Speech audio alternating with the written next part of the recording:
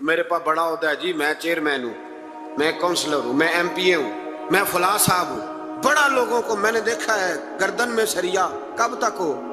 وزیر اعظم ہو تو کب تک ہو؟ ہم نے تو دیکھا ایک بندہ وزیر اعظم ہوتا ہے اگلے دن لکھا ہوتا ہے مجرم ہے.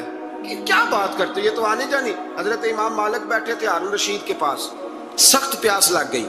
ہارون رشید اتنی سخت گرمی پیاس، یہ روزہ کھول کے نا کوئی چیز نہ ہو، پانی ہو تھوڑا سا ٹھنڈا سادہ پانی، تو دل کرتا ہے سارے پی جائیں آج.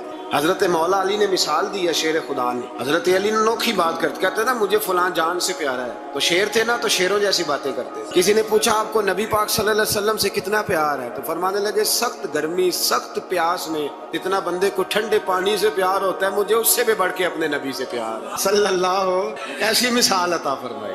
لوگ وہی کھڑے ہیں جان سے زیادہ پیارے. فرمایا نہیں، سخت گرمی میں سخت پیاس میں اتنا بندے کو ٹھنڈے پانی سے پیار ہوتا ہے مجھے اس سے زیادہ مصطفیٰ سے پیار ہے. یہ مولا علی کا فرمان ہے. ہارون رشید کو پیاس لگ گئی تو پانی کچھ دیر سے آیا تو تڑپنے لگا.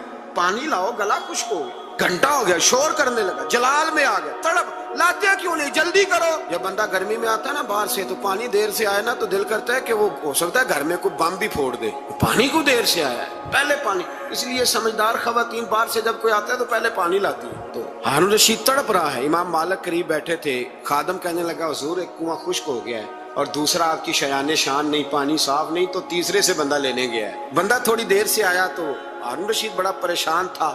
اب بات امام مالک کر رہے تھے تو وہ نہ توجہ اس کی پانی کی طرف تھی. پیالہ پانی کا اندر داخل ہوا تو ہارون رشید کا دل کرتا تھا کہ اڑ کے پانی کے قریب چلا جاؤ. لپک رہا تھا پانی کی طرف. جب پانی آیا اس کو پکڑایا تو امام مالک رحمت اللہ علیہ کہنے لگے بادشاہ ذرا ٹھہر جا پی لے، نیا آگے ہے نا تیرے قبضے میں ہے، ایک مسئلہ مجھے بتا لے پھر پانی پینا. ہارون رشید ایک رات پہلے نا بڑی باتیں کر رہا تھا کہ میں حکومت صحیح چلا رہا ہوں، میرے معاملات بڑے اچھے، اپنی حکومت کی تعریفیں ایک رات پہلے ہو رہی. اب جب پانی پینے لگا تو امام مالک اس کو رات والی بات پہ اسے سمجھانا چاہ رہے ہیں. فرمانے لگے بادشاہ رک جا.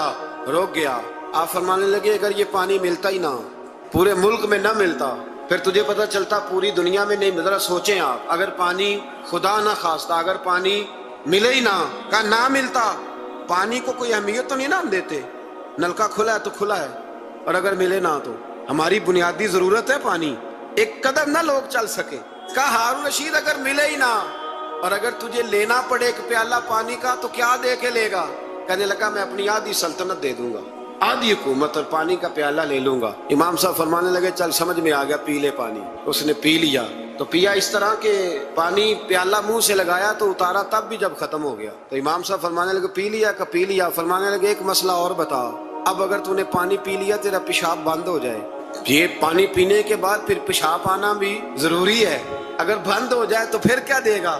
تو امام صاحب کی طرف غور سے دیکھنے. فرمانے لگے سوچ کے بتانا. کہنے لگا حضور آدھی سلطنت باقی کی بھی دے دوں گا. تو امام صاحب نے رومال اٹھایا کندھے پہ رکھا، چلنے لگے. کہاں جا رہے ہو؟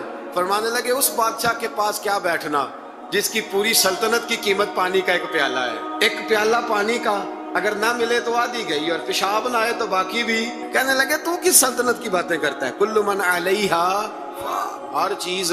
اب یقین کریں ہمارے پاس کو بندہ بیٹھ جائے نا تو ہم اسے ہلنے نہ دیں، ہم اسے کہیں تجھے پتہ ہی نہیں اصل بادشاہ میں ہی ہوں. میں تو کچھ ایسے لوگوں کی باتیں بھی سنتا ہوں، مجھے لگتا ہے امریکہ میں بھی حکومت یہی بنواتے ہیں. اتنی زبردست گفتگو کرتے ہیں، اتنا اعلیٰ تجزیہ نکالتے ہیں کہ مجھے لگتا ہے سارے ملکوں کے بادشاہ ان سے مشورہ کرتے ہیں. اس قدر زیادہ ہم نے اپنے آپ کو تن کے بڑا کر لیا ہے. کنٹرول میں رہے، کنٹرول میں. ہلاکو خان نے بڑے لوگ مروائے تھے. بغداد میں 20 لاکھ آدمی قتل کروایا اس نے. 20,000 نہیں میں نے کہا، ذمہ داری سے حوالہ دو. کتنے لوگ بولیے؟ 16 لاکھ آدمی اس نے تلوار سے مروایا. لوگوں نے نا زیر زمین تہ خانے کھودنے شروع کر دیے. 4 لاکھ آدمی تہ خانوں میں چھپ گیا اور چن چن کے مسلمان مارتا تھا. جب ہلاکو کو کسی نے بتایا نا 4 لاکھ بندے چھپ گئے، اس نے نہروں کے بند توڑوا دیے، دریاؤں کے بند توڑوا دیے، پانی زیر زمین چلا گیا. 4 لاکھ آدمی ڈوب کے مر گیا.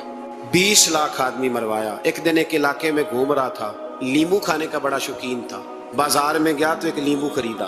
اس نے دیکھا کہ بازار میں بوڑھے بچے جوان خریداری کر رہے ہیں تو کہنے لگا ابھی بھی اتنے مسلمان زندہ ہیں، بناؤ ان کی لائنیں، قتل کرنا ہے. 3 لائنیں بن گئی. ایک بوڑھا آدمی بھی لائن میں آ گیا، لیمو کھا رہا ہے، اس کو ہلکا ہلکا چوستا ہے، گھوڑے پہ بیٹھا ہے، قتل کرا رہا ہے لوگوں کو. ایک بابا جی پہلی صف میں تھے، جب پہلی صف قتل ہونے لگی بابا جی پچھلی صف میں دوڑ کے ہو گئے. ہلاکو خان ہنس رہا ہے اس کو دیکھ کے. معاذ اللہ، جب بندہ ہوتا ہے نا کسی منصب پہ پھر وہ مذاق اڑاتا ہے دوسروں. بابا دوسری صف میں آیا تو ہلاکو خان نے وہ بھی قتل کرائی تو بابا دوڑ کے تیسری صف میں. آخری صف کے کونے پہ جب بابا کھڑا ہو گیا نا تو سارے بندے مر گئے. بابے کو قتل کرنے لگا جلاد.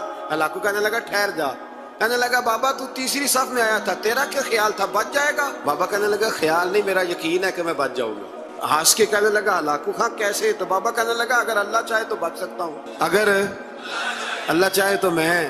بہت سارے لوگ ہیں ڈاکٹر لکھ کے دے دیتے ہیں نہیں بچے گا، وہ بچ جاتا ہے کیونکہ بچانے والا اللہ ہے. کہا اللہ چاہے تو بچ جاؤں گا. تو ہلاکو کہنے لگا کیسے؟ جب ایسے کیا نا، کیسے ایسے کیا نا تو لیمبو ہاتھ سے گر گیا. وہ بچے پلیئر نہیں ہوتے، وہ گیند گنتی ہے تو چھلانگ لگا کے پکڑ لیتے. تو بڑا گھوڑ سوار تھا، نیزہ باز تھا، چھلانگ لگائی لیمبو کیش کرنے کے لیے. کیسے تو کیسے بچے؟ یوں ہاتھ گھمایا، لیمبو گرا تو چھلانگ لگائی، نیچے جھکا. جب نیچے جھکا نا تو گر گیا گھوڑے سے. جو پیر تھا وہ گھوڑے کی رکاب میں الجھ گیا. گھوڑا ڈر کے دوڑ گیا. جب گھوڑا دوڑا تو زمین پر زور زور سے سر لگنے لگا. سپاہیوں کہتا دوڑو اس کو پکڑو. سپاہی بھی دوڑے پر گھوڑا قابو نہ آیا. گھوڑا اس وقت رکا جب نہ اس کا چہرہ پہچانا جاتا تھا، نہ آنکھیں سلامت تھی، نہ ناک سلامت تھی. اس کی کھوپڑی ساری اس طرح چور چور ہو گئی جیسے کسی نے ہتھوڑے کے ساتھ پیسی ہو. ہلاکو کی لاش سے خون بہ رہا تھا. بابا ہنس رہا تھا. ایک سپاہی کہنے لگا بابا تو کیوں؟ کہنے لگے میں اپنے رب کی قدرتوں پہ مسکرا رہا ہوں. کل من علیہ فان ویبقی وجہ ربک ذو الجلال والاکرام. کا میں نے اسے سمجھایا تھا کہ بچانے والا بچا لیا کرتا ہے.